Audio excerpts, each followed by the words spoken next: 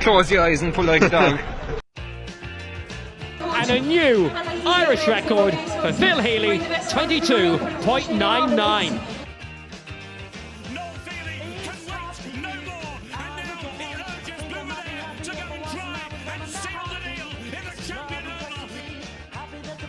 Christy Cooney hands over the Sam Maguire Cup to Graham Canty, Cork All-Ireland champions for the 7th time ever. Hello and welcome to the Star Sport Podcast. My name is Jack McCarran of the Southern Star and I'm joined as always by Star Sport editor Kieran McCarthy. Before we kick things off, I'd just like to give a gentle reminder to our listeners and viewers to please rate, review and subscribe to the podcast on Apple Podcasts, Spotify and YouTube. We have a brilliant show lined up for you today, and unfortunately it's the final Star Sport podcast of the year. But as I said, great show lined up, and to kick things off we're going to be counting down the top 10 biggest West Cork sporting stories of the year. And what a year it was. From West Cork's emergence as a rugby powerhouse to our growing dominance in the world of rowing, 2021 has been a year to remember from a West Cork sporting perspective. Another of the biggest stories of the year has been the story of Randal Óg and their incredible double winning season. Before 2021, Randal Óg had never won a county football title, and now they've claimed 2 and also promotion to Junior A for 2012. Later on today's show, we'll be chatting to Shane Patterson of Randal's about a famous year in the club's history. But Kieran, before we look at the top 10 moments and before we chat to Shane, we have to briefly speak about Dominic Casey. On last week's podcast, we spent 20 minutes ranting and raving about Paul O'Donovan's exclusion from the RTE Sportsperson of the Year shortlist. But I think it's time we gave the national broadcaster their due, as thankfully they didn't overlook Coach Casey's brilliant year. Dominic Casey is a living legend when it comes to Irish and skibbereen rowing. So it was a very deserved accolade for Dominic, the RT Sport 2021 Manager of the Year, because Dominic is Rowing Ireland's lightweight coach. So he oversees the lightweights at Irish level. And what a year they had. Like you said, Jack, we spoke about Paul and Finton before. What they achieved in 2021 was never achieved before. They were utterly dominant in the men's lightweight double. They won Olympic gold. That's the first time Irish rowers ever won Olympic gold. They won European gold. They won World Cup 2 gold. They won gold at Hindley, and they were the first Irish crew ever to win the double sculls at Hindley. And they also set world's best time. So in terms of 2021 for the Irish men's lightweight double, it just couldn't get any better.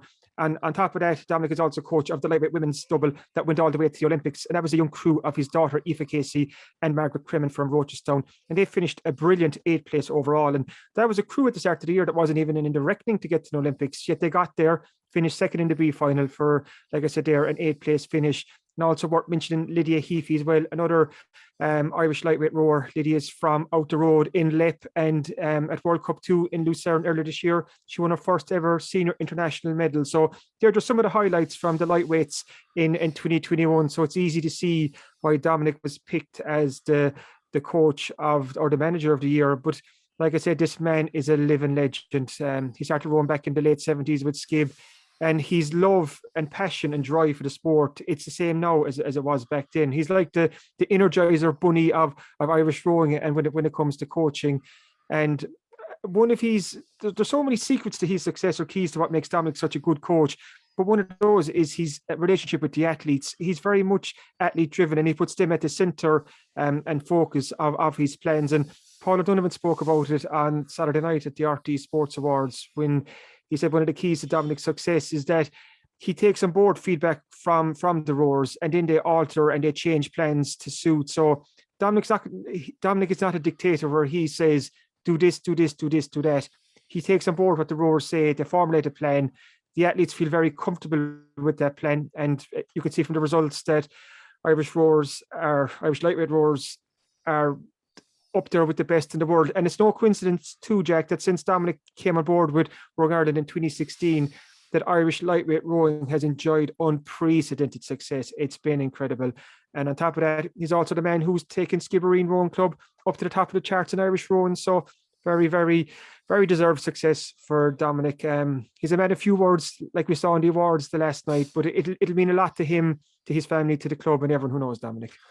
Absolutely. So welcome recognition for Dominic and for Skibbereen Rowing Club as a whole, despite everything that we said on this podcast last week. Anyway, Kieran, we're going to turn our attentions now to the top 10 West Cork sporting moments of the year. And naturally, these are subjective, so if we've left out any of your own personal favourites, we want complaints on a postcard to Kieran McCarthy at the Southern Star, because this is his list. I had nothing to do with it. I'm just going to facilitate the chat. So if your particular sporting highlight has been left out, please direct all complaints to Kieran. And number 10 on your list, Kieran, and you are counting them down this year. Last year we just did an overall list of sporting moments, but you've actually ranked these this year. So you're pitting West Cork athletes against one another. And the first one is Mr.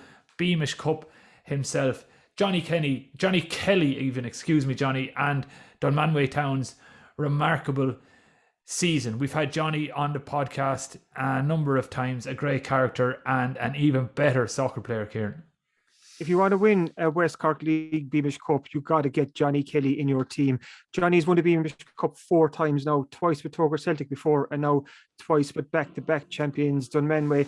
And how Dunmanway Town won this during the summer, it was rider over stuff, because Johnny Kelly was the Dunmanway captain, and he scored the cup-winning goal 2 minutes from the end of their final against Clonakilty up at Turner's Cross. So it was a magical moment for Johnny, a magical moment for Dunmanway Town as they defended their Beamish Cup title. And like I said, it was rider over stuff. And he was a talk of the town after his cup-winning exploits, and he deservedly takes his place in the top 10. Absolutely, Kieran. No arguments there. And next on our list is what you've labelled Nerves of Steel, and that was Linda Collins' introduction and match-winning performance against Kilkenny in the All-Ireland Camogie semi-finals. So why has Linda's match-winning score been included here, Kieran?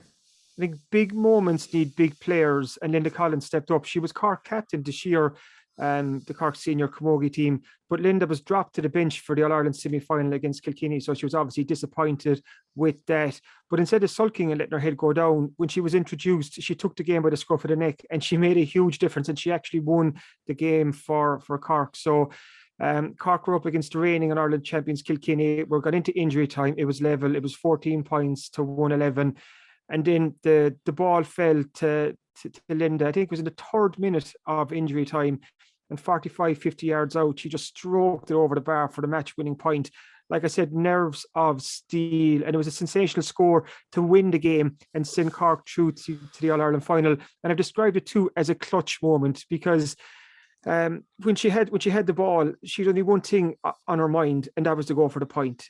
And she backed herself, and she scored a point. So it was a incredible moment of sport this year, an incredible moment for Linda Collins. So again, it's earned its place in the top 10. Yeah, no arguments from me with that one either, Kieran. And the next one could have been much higher on the list were it not for a heartbreaking final few minutes in Páirc Uí Chaoimh a number of weeks back, and that's the Clonakilty footballers' run to this year's Premier Senior Football County Final. You could argue if they had won the game, Kieran, that may have been number 1 on your list, but as it is, they're number 8 Clonakilty footballers back in the big time. Why this stood out for me, Jack, is the Clonakilty, they're the sleeping giants of club football in Cork, and for the last couple of years, they were underachieving. But in 2021, it was the year the pieces of the jigsaw slotted in, and it started to come together for Clon. And first, they got out of the group stage for the first time. Then they beat Duhallow in the quarterfinal by coming back from 6 points down to reel off the last 7 in a row. Then they beat Douglas in the county semi-final and did a brilliant first half performance there. That put them into the county final against the Bars. And for all of the Clonakilty starting 15, it was their first county senior football final.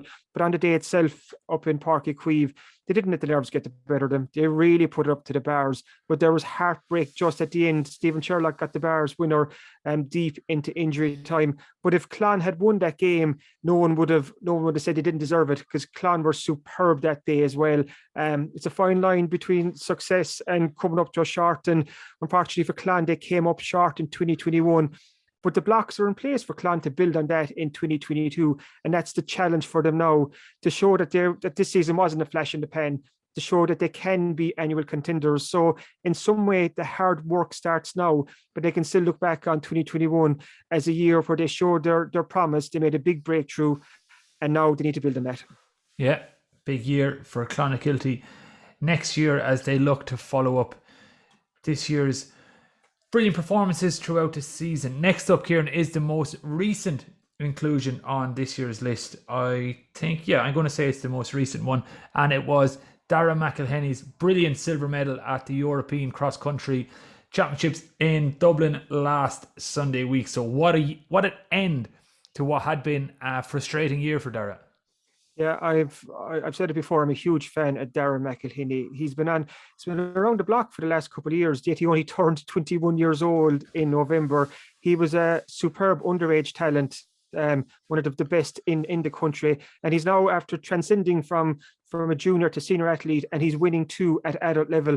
And why he's silver medal at the under 23, why he's silver medal in the under 23 men's event at the European Cross Country stands out is because it was on a huge stage. Like, the European Cross Country is a huge event, and he won a silver medal in that men's under 23 race. He was only 4 seconds behind Charlie Wicks from Great Britain, the winner. And Dara said after, it was one of his best ever performances, and he did it in front of a home crowd, in front of his family and his friends. And he also led the Ireland under 23 men's team to a brilliant gold medal as well. So it was just the perfect end for, like you said, Jack, a frustrating year for Dara. It's worth noting too that back in the summer, he became the first West Cork man ever to run a sub 4 minute mile when he clocked 3 minutes 58 seconds over in a race in Wimbledon. So that was a highlight for him. But his silver medal in the men's under 23 at the European Cross Country, he says, is the best he's done so far. Yeah, so a big year ahead for Dara McElhenney as well next year, as he looks to follow up. Next up on our list is the Haven Heroes, and this is the continued rise of the Castlehaven ladies footballers who've been enjoying stellar success over the last number of years, Kieran. Yeah, quick mention here too to the O'Donovan Rossa ladies who won the Junior B county title this season. But the Haven ladies, they earned their place on the top 10 just off the back of their sensational run over the last couple of years. They've now won Junior C, Junior B and Junior A 3 years in a row, and they're going to go up to intermediate for 2022. And it's the manner of their victory against Donnies in that all West Cork County final up in CIT a couple of weeks ago that really stands out. There was just no separating Castlehaven and Donnies after full time, after extra time. It went to a 30-metre free shootout. And after the first 5, there was still no separating them. And then it went to sudden death in their shootout. And then it was in the 12th or 13th round where Castlehaven defender Aideen Santry became the Haven hero when she got the winning kick. So another incredible season for Castlehaven ladies, and the only way is up for them right now. Yeah, number 5 on our list then, as we crack in to the much vaunted top 5, is the aforementioned Randal Óg, who we discussed at the top of the show. So we might not dwell too much on this one, Kieran, because we're going to speak to Shane Patterson of Randal Óg after the break. But they are 5th on our list. Their historic double in 2021. Number 4 then, we're switching our attention to the oval ball and the continued emergence as West Cork of West Cork as Ireland's rugby powerhouse. And again, Kieran, what a year it was for the likes of Gavin Coombs and Fineen Wycherley. Yeah, if you go back to earlier in the year, Jack, we ran a 16-page special in the Star Sport just on the rise of West Cork rugby and how local rugby players are starting to take over. And then that shone through then in the summer when both Gavin Coombs and Fernine Wycherley both won their first Ireland senior caps. It was in the summer series. First, Gavin made his debut when he came on as a sub against Japan. Then the following week, Fernine came on in the summer series win against the USA. And for the last 22 minutes of that match against the USA, both Gavin and Fernine were on the pitch for the Ireland senior rugby team at the same time. And that, if you want to see the growth of West Cork rugby, that was it right there.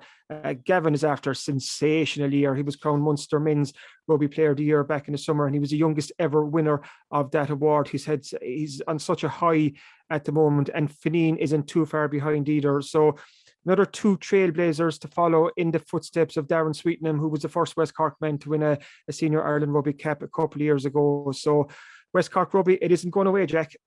Absolutely not, Kieran. Now, on to the top three, and there's no surprises that all three of the top three are Olympic related. And in the third position, it is the guest we had on last week's podcast. It's the history maker. It's the Ballineen Bullet. It's Phil Healy's performances at the Tokyo Olympics. Yeah, as we know, the Olympics roll around once every 4 years, and we had to wait 5 years for the Tokyo Olympics.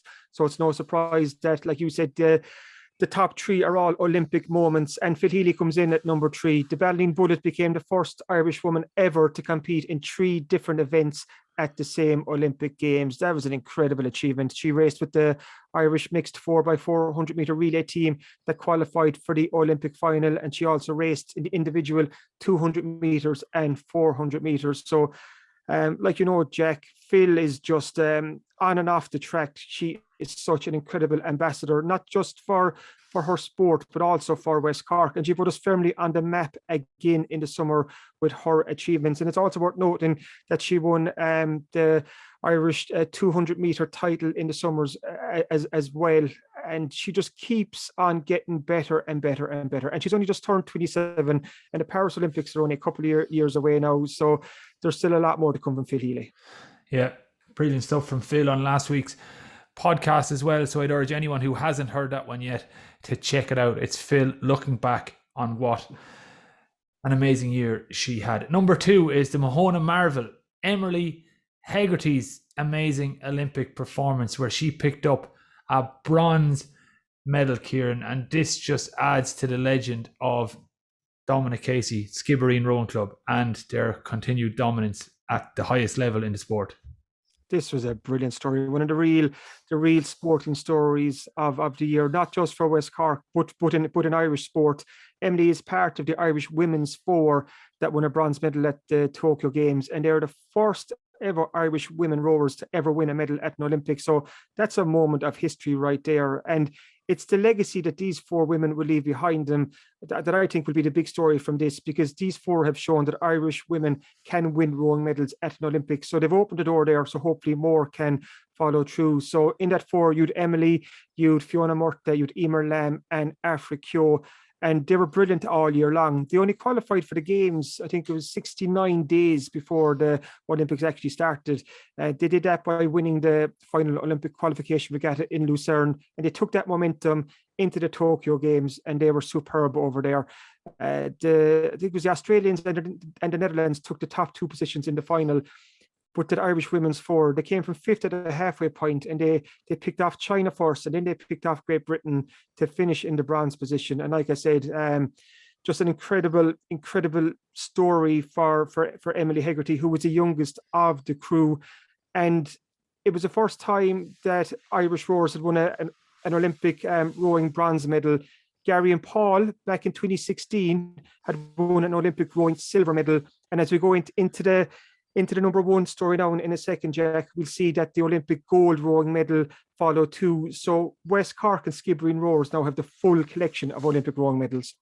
Well, you mentioned the number 1 moment of the year, and I think it's unquestionable, inarguable, and unlike the RTE Sports Person of the Year selection panel, we are going to honour Paula Donovan and Fintan McCarthy, because, Kieran, simply put, they are the best in the world. We know class when we see it. Game knows game, Jack.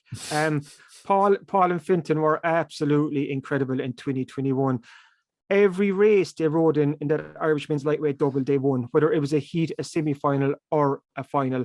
So first they won the European Rowing Championships back in April. Then they went to World Cup 2 in Lucerne and they won gold there. So they went over to the Tokyo Games as the red hot favourites to win Olympic gold. But sport shouldn't be that easy. Favourites don't always do what they're meant to do, and that's why sport is so beautiful in a way that it's so unpredictable. But Paul and Fintan are just that good, that even with the pressure of being favourites, even with that weight of expectation, not only in Skib in West Cork and Ireland, but all around the world, Paul and Fintan did what they did best. They won rowing races and they were superb all the way through the Olympics. In their semi-final, they set the world's best time in the men's lightweight double. So that's the fastest ever time in a double. And Paul and Fintan did that. And then in the Olympic final, the German boat did put it up to them, but Paul and Fintan are just so good. And they made that surge, that trademark surge, and they won gold. So at the moment, they're Olympic champions, they're European champions, and they're also world champions. So they are the best in the world. And then 2 weeks after that, they went over to the Henley Royal Regatta in England, more of a kind of a let the hair down regatta more than anything else. But they also won gold there, and they became the first Irish men's crew to win the double sculls over in Henley. So it was an absolutely incredible year for Paul and Fintan. And it just doesn't get any better. Jack, I don't know how these two lads can ever go better than what they achieved this year. Like I said, they won gold in every international regatta they raced together. They won every race. They were utterly dominant. They're just superb. But I was chatting to Fintan for our sports special that's coming out next week, and he still thinks there's more to come from them. He made a point that he's only 25 now and that he still hasn't reached his potential. Paul is just 27 and he's the best in the world, and he's determined and keen to get better. So if you have the best in the world and they still feel they can get better, I just don't know where they'll go from here, but they deservedly take the number one spot in our top 10. Yeah, you can be certain they won't be resting on their laurels and glowing in the afterglow of their successes this year. They'll be planning ahead and looking to build on what they achieved this year. So there's your top 10 West Cork sporting moments of 2021. After the break, we're going to be chatting to Shane Patterson of Randal Óg, who was a part of the Randal Óg side that won 2 county titles this year, the first they'd ever won in their history. So coming up after the break, we'll be chatting to Shane. Thanks for listening to the Star Sport Podcast, number 1 for sport in West Cork. Before 2021, Randal Óg had never won a county football title, and now they've claimed 2, and also promotion to Junior A for 2022. It was an incredible season for Randalls. They were 5th on our top 10 West Cork sporting moments of 2021. And Kieran, we're going to chat to Shane Patterson in a moment, but just put into context. I'm slurring my words today, Kieran. I think it's all the Christmas festive cheer and that I've been enjoying over the last few days. But put into context why this was such a historic year for Randal Óg. First, Jack, just the beauty of West Cork sport, that you've the Randal Óg footballers up there with the likes of, in the conversation with Paul O'Donovan, Phil Healy, Gavin Coombs. Like it's what makes West Cork sports so special, because it's right across all the different sports, and it's from local level here in West Cork all the way up to the world stage. And people are probably sick of listening to us on this podcast at this stage by saying that West Cork is the best place in Ireland right now for sport, because it's diversity and range of sports people that we have in our midst. And that's why Randall's success this year, it was absolutely brilliant to see. Not only did they win 1 county title, but they won 2. So that was the Junior B Football Championship and the Junior B Divisional Football Championship. So they won a rare and unique county double, and they just missed out on clinching a treble when they lost the Junior B County Hurling Final to Belgooley a couple of weeks back as well. So for a small club like Randal Óg from Ballinaccarriga to do what they did was incredible. And I caught up with Shane Patterson, who is one of their many dual stars, and he was also captain of the hurling team, just to get his take on what this year was like. Joined now on the Star Sport Podcast by Randal Óg dual star Shane Patterson to chat about and reflect on an incredible year, or incredible couple of months for Randal Óg. 2 county titles will be resting in the clubhouse over Christmas period and into the new year after a dream season. Shane, first off, welcome to the podcast. Thank you very much, and look, thanks for the invite and for asking me to participate. I'm going to call you one of the elder statesmen of this Randal Óg team. You've been there, you've done that, you've seen a lot with the club. Where does the past season rank in what you've seen over the years? Sure, it probably hasn't matched in my playing time anyway. I think over the years, look, we had success maybe back 20 years ago, probably 2000 was the last time we had a good bit of success. 99, 92, 87, if you go back that far, but certainly in the last 20 years while I've been active in the club, we haven't seen this kind of success, in both codes. It's been absolutely incredible, and I was looking through some of the numbers to highlight what a season Randal Óg have had. He had 28 games in 29 weeks between hurling and football. Since June, he played in 8 different championships. He won 2 county titles and a Carbery title. I think there was 29 players on the football panel, 24 in the hurling, and 12 play on both teams. Beat Goleen in the County Junior B football final. Beat Dripsy just last Friday night in the County Junior B divisional football final. Almost had a county treble, Shane. Just missed out on the County Junior B hurling title, lost to Belgoole. Like, when you're just listening to some of those stats and facts, like, it just highlights what a special season it was for Randal's. Look, absolutely, and I suppose, look, probably never be matched again. Like, and we're delighted to be part of it. And and I suppose, as you mentioned there, we 29 players on the football and 24 in the hurling. And a lot of those players got a huge amount of game time over the year. And that's important as well. Like, we have players there, and obviously we're playing so many games, you're going to have to use the bench and stuff like that. And we, those players there maybe started the year, they weren't going to get their game, and as the year went on, they became a fundamental part of the team. And that's the whole thing with us. Like, we enjoy playing, we enjoy the club has a great culture.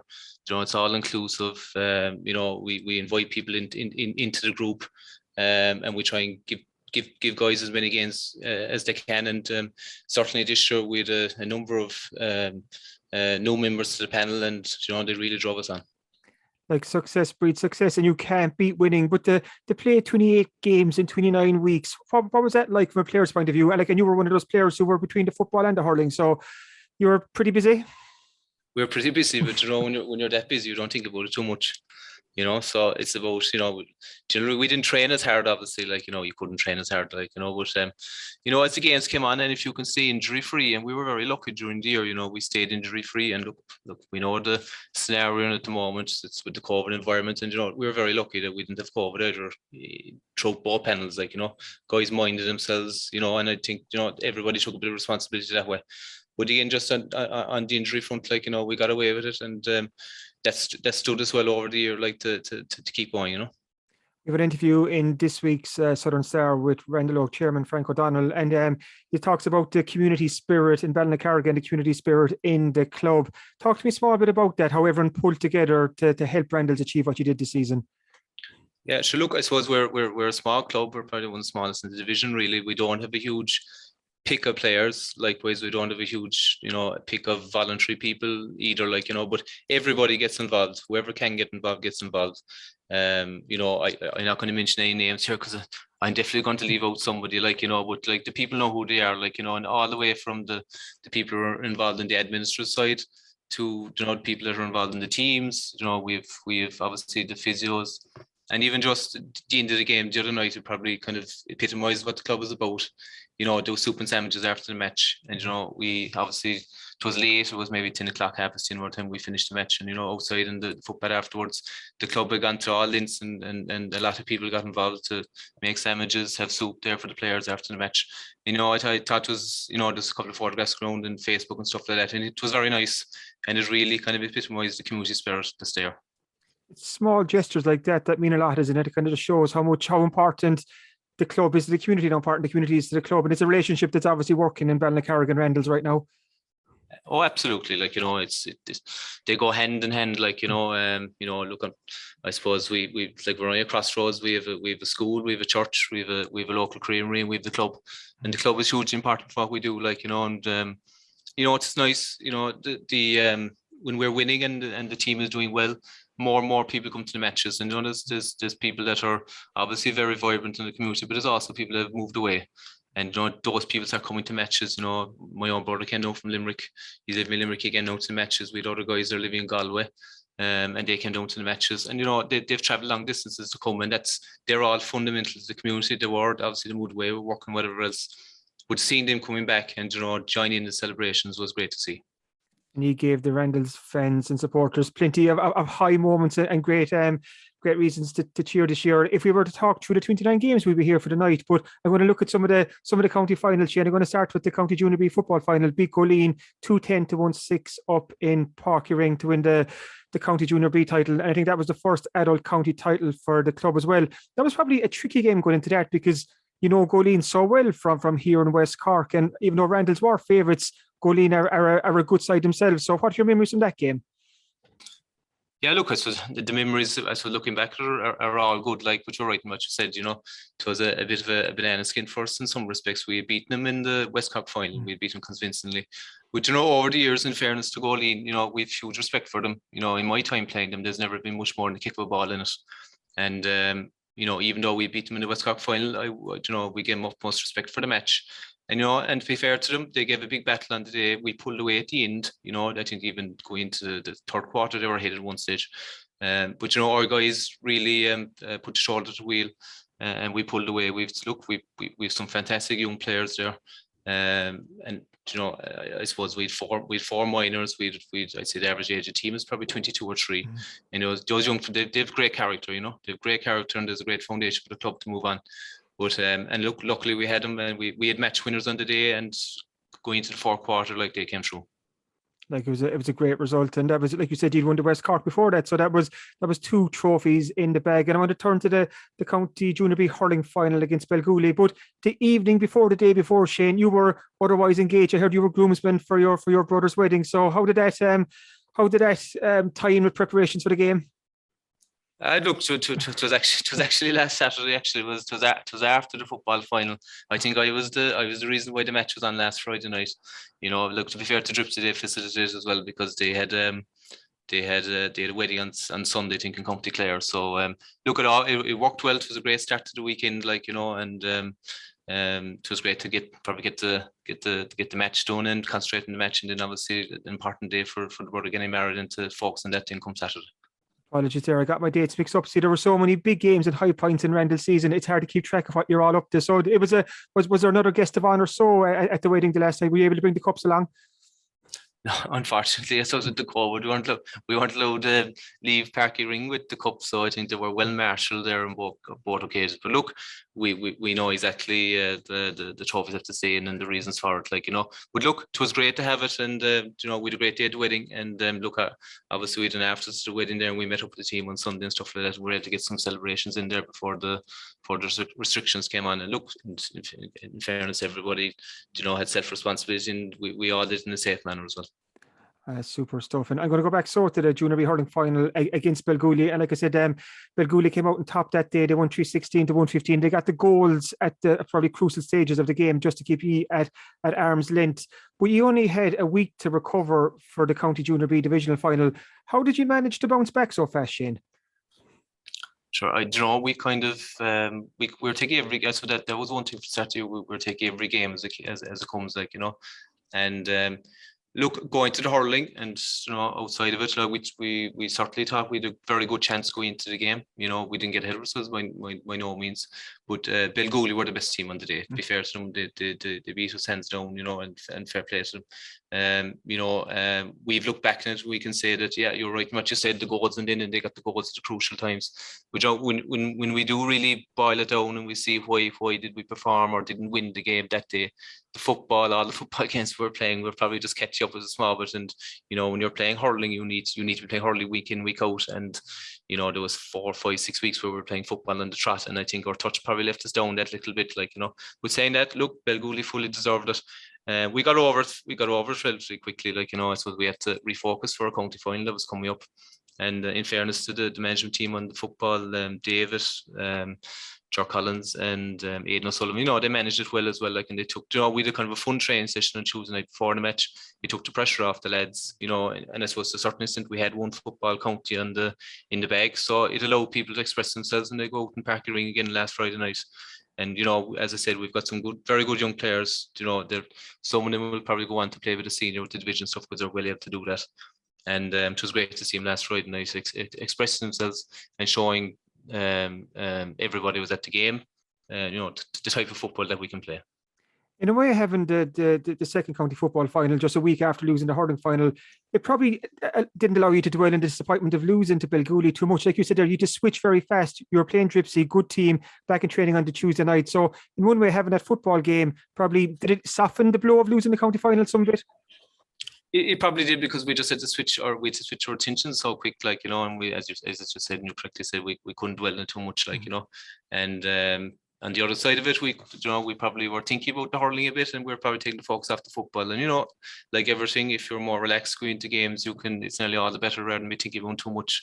So to a certain extent, the hurling may have been a positive thing as well, because people were, trying to maybe see where do we go wrong in the Belgooly game, and then we're probably more relaxed going into the football, But look, it worked out well in the end. Definitely worked out well in the end. Like, you showed your character to beat Dripsy. A couple of late points got you over the line, and you finished that day with 2 county junior B football titles to your name. Like, what a season! Like, to see those 2 cups, or to have those 2 cups and to know that you've won them, like, that must be a very special feeling as well. Look, it is. I suppose if you're going into the game, and I suppose if we look back, and if we had lost the game, we'd have probably saying to ourselves, did we deserve to win the first one? But I think nobody can, and a bit like Belgooly in the hurling, nobody can say that we didn't deserve to win the junior B football, because we won both of them, and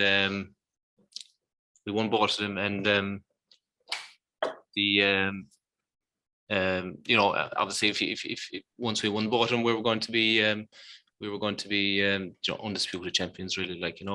We've good young players coming through, and the young fellas really show character. Obviously, we were down a point going to injury time, and they really pulled it out of the bag. We got 2 points in injury time, and in fairness, that character and that loan was being built during the year. We have to give a bit of special mention to David Hearn, Joe Collins, and Aidan O'Sullivan also, who have been, they've been kind of coaching us that throughout the years on how to manage games. Considering you've been on the go so much for so long, how are you going to switch off over Christmas? You're probably programmed now to just turn up at a football ground and play a game. So what's the plan for the next couple of weeks, to try and put the feet up and get some well-earned rest? That's it. Yeah, I think tis a matter of getting the feet up, and I think probably relax a bit over Christmas. And look, we'll probably meet up with the lads over Christmas, stuff like that, and we can I suppose the celebration will be curtailed now somewhat, but look, we'll get to a point at some stage, and where we can celebrate in a couple of months' time and stuff like that. And the 2022 season won't be long coming around, Shane. And one of the rewards for Randal's excellence this year, you'll be up in the junior A football ranks, so up with the likes of Cora, Mary's, and all these top junior A football teams in Carberry. How much are you looking forward to testing yourselves against the likes of those sides? Yeah, look, I'd be hoping that the momentum that we built this year, and it will kind of feed into 2022. There's no reason why we should be, fearing these teams. And the way we look at it as positive. These guys will bring us along. When you're playing the top teams, look, we might struggle at times, but definitely especially when our team is so young, this has to be. I would like to think that testing themselves against the best around West Cork will certainly improve further as years go on. Like, you've obviously seen, well, you know a lot more about this Randal's team than most of us. Do you think this is the start of something? Do you think this Randal's team can get better and better? I would think so. Just take the age profile and take myself out of it. The next one down is, I think, Barry O'Driscoll. He's in his early 30s, and the rest in, as I said, the average age is 23 or 4. So look, it's a matter of maybe these guys are going to college and stuff like that, and hopefully they'll get jobs in the Cork County over the next couple of years, and that they'll keep playing for the club. And look, we'll do our utmost probably to try and look after them as they develop in their careers outside of playing as much as anything else. Second last question, so Shane, before I let you go, you're so good with your time, but I'm looking for a Star Sport exclusive now. Shane Patterson will be playing junior A football at Randall next year. I didn't think you were going to ask me that question, but all I would say is that certainly one thing is I would say is that no team is but one player, and as throughout this year, There's been a big emphasis on the group, and there'll be a big emphasis on the group next year. And as I said, we had 29 players in the panel, and we've got full faith in any one of those players to come in and do a job for the club. And certainly the future is bright, and as we go into 22 and beyond. Finally, looking back on a dream and memorable and mighty season for Randal Óg, what's the one memory you'll cherish most from 2021? So look, I think the biggest memory really would be just obviously we played 28, 29 games, and we played with we played with guys we grew up with, and that's the most enjoyable thing afterwards. And looking back at the ability to play 28, 29 games, I know, as I often say, we played junior B competition. It's probably one of the lesser competitions in the county. But we really do. If at the end of the day we all we play a sport to play a sport. But the way that the fixtures in Cork County and stuff are probably improving. But if you're playing senior in the morning, there's a lot of gaps in the season. You're not playing in the summer when the pitches are in best nick. You're waiting because inter-counties hold it up and all that kind of stuff. So I think for anybody that wants to play a J and wants to be playing week in, week out, I think that there's a great advertisement for the Junior 2 competitions. Oh, brilliant. Enjoy your Christmas break. Put the feet up. You've all deserved it. And congrats on a superb season to everyone in Randal Óg. Very good. Thank you very much, Kieran. Thanks. Thanks for listening to the Star Sport Podcast, #1 for sport in West Cork.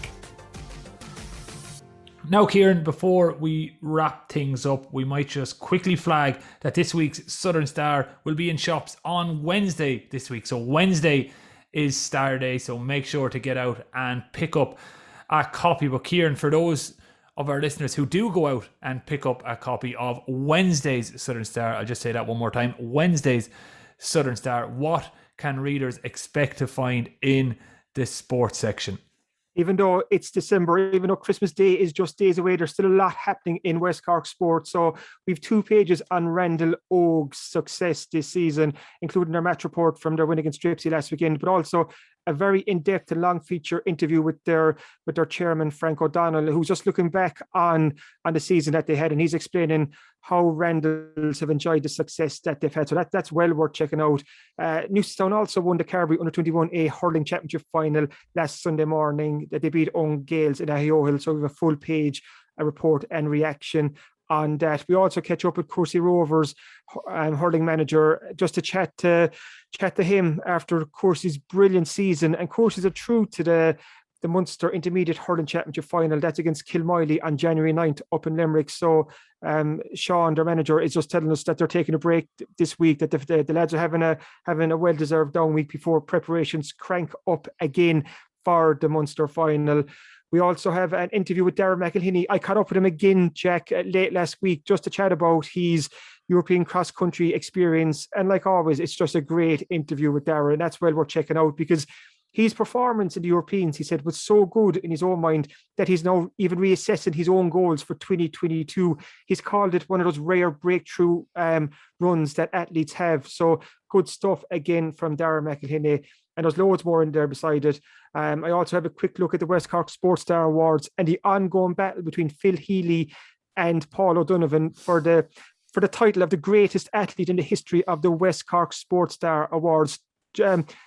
Paul has won more monthly awards than Phil at this stage. He's leading 7-6, Jack, right?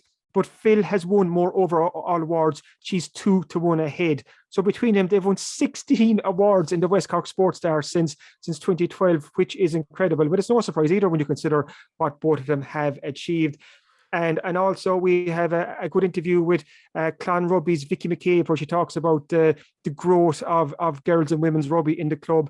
They have 170 girls registered with the club this season, which is a phenomenal number. So we've that and a lot more, including Holly O'Sullivan's final column of the year, where he's a look at the Cork fixture, the proposed Cork club fixture plan for the year ahead. And he's not happy. He's not happy at all because he said it's a split season in name only, with the leagues to start in February, but the championship's not to start in the summer. So he's asking, where is the sense in all of this? So there's that and a lot more in Wednesday's Southern Star. Yeah, sounds like it's absolutely jam-packed and definitely value for money. And if for whatever reason you can't make it to a shop in West Cork, you can always subscribe to the Southern Star online. Just go to www.southernstar.com star.ie/e-paper. And if for whatever reason you haven't completed your Christmas shopping yet and you're looking for the perfect present for the West Cork sports lover in your life, why not buy them a subscription to the Southern Star's digital e-paper? You can subscribe for 12 months and read the Southern Star weekly for less than €2 per week. Less than €2 per week. That's less than a bar of chocolate in some shops. So get out there, buy a subscription to the Southern Star and make someone's Christmas extra special. Thanks for listening to the Star Sport podcast. As I mentioned at the top of the show, we're going to be taking 2 weeks off from the podcast, but we'll be back in early January and we have big plans for 2022. If you enjoy these shows, please make sure to rate, review and subscribe on Apple Podcasts, Spotify, YouTube, or wherever you get your podcasts. Slán Tamil.